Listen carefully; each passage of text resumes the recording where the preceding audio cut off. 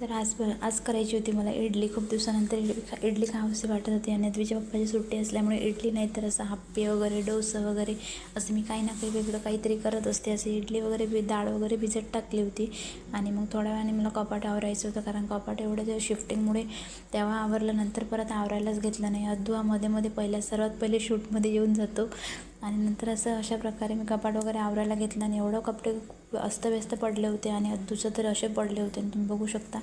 मी आवरायला घेतले आणि असे छोटे छोटे घड्या करून घेतल्या आणि माझ्या साड्या वगैरे, ड्रेस वगैरे एवढे इकडे तिकडे झाले होते ना, मला वेळेवर दिसतच नव्हतं काय घालू. तर अशा प्रकारे सर्व कपाट वगैरे आवरून घेतलं आणि आवरल्यावर तुम्ही बघा किती छान वाटते आणि आपल्याला एवढं छान वाटते ना. नंतर संध्याकाळचं काय स्वयंपाक करावा म्हटलं तर आज करायचं होतं मला खिचडी आणि कढीचा बेत केला होता. आज काहीतरी वेगळं करावं म्हटलं. आज रोज रोज पोळी भाजी खाऊन पण कंटाळा आला होता. नंतर आज खिचडी करायला घेतली होती अशी इकडे अद्दूसाठी आणि आमची थोडी वेगळी लावायची होती ना. अद्दूला एवढं तिखट जमत नाही ना, त्यासाठी त्याची वेगळी केली होती.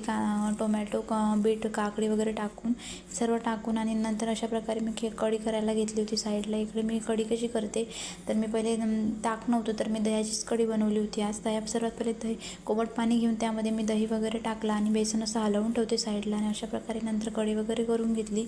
आणि तसं खिचडीसोबत तर सुकं खावंसं वाटत नाही म्हणून कढी बनवत असते. आणि नंतर जेवण वगैरे करून घेतले. अशा प्रकारे तांदूळ वगैरे फिरवून घेतले छान असे बारीक करून. नंतर उद्या सकाळी नाश्त्याला मला इडली करायची होती. असा होता आमचा दिवस. Thank you so much watching for video.